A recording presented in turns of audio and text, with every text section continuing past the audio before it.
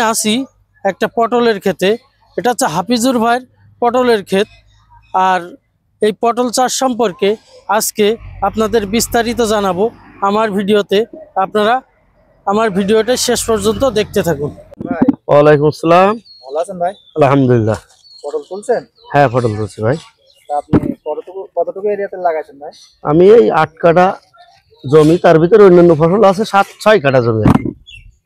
এটা তো আপনার এই যে ক্ষেতটা, এটা তো পুরানো গাছ তাই না ভাই? এটা 3 বছর 3 বার নিচ্ছে আর কি। ও আচ্ছা। 2 বার নেওয়া হয়ে গেছে, 3 বার ফলন এটা তো নিচ্ছে। অবশ্যই সার সেচ দেওয়া লাগে নিয়মিত তাই না ভাই? অবশ্যই দেওয়া লাগে। স্প্রেটা মূলত মেন। স্প্রে তাই তো? জি। কি স্প্রে, কি তেল দিয়ে স্প্রে করেন? এটা হলো আপনি কেমন পাচ্ছেন? এখন 85 টাকা বেচছিলাম গত চালান, গত 1 সপ্তাহ আগে। কি পরিমাণ মাল উৎপাদন হবে বলে আশা করেন আপনি? 6 কাঠা ভুইতি 3-3.5 মন বা 2.5 মন এরকম হতে পারে। এটা কি তেল স্প্রে করেন ভাই?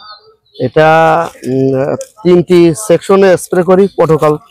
প্রোটোকল সিস্টেমে প্রথমে হলো ভলিউম পোটোজিম, এরপরে দ্বিতীয় স্প্রে প্যাগাসাস ফসল টপ, এরপরে রিডোবিল গোল্ডটা থাকে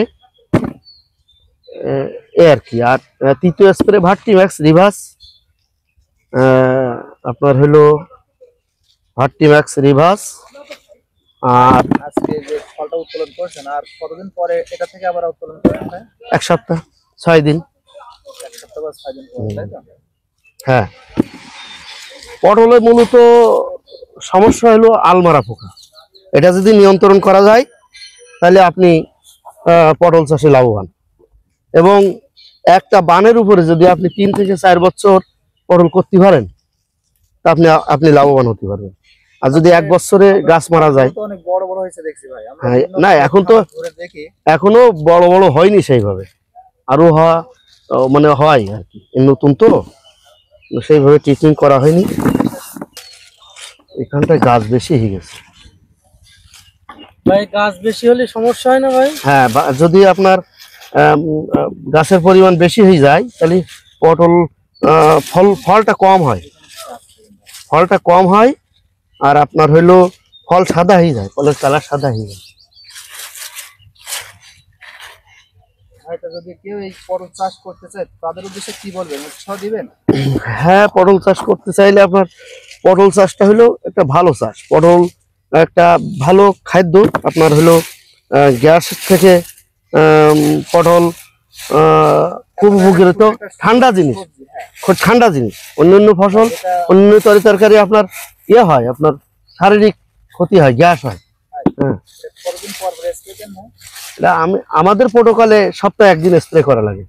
আপনাদের পটল ছাড়া আর অন্য কোনো চাষবাস আছে? হ্যাঁ আছে, আমি সব চাষে আছে। আমি একজন কৃষক, পাশাপাশি ব্যবসাও করি। তো ভাই, এই যে কৃষিকাজ করে কি সফলতা অর্জন করা সম্ভব? অবশ্যই সম্ভব। মানে বাংলাদেশে আপনার 90% কৃষক। এখানে কৃষি ছাড়া আমাদের অন্য কোনো উপায় ভালো হবে না। আমাদের কৃষিটা ভালো করে ধরে রাখতে হবে এবং কৃষক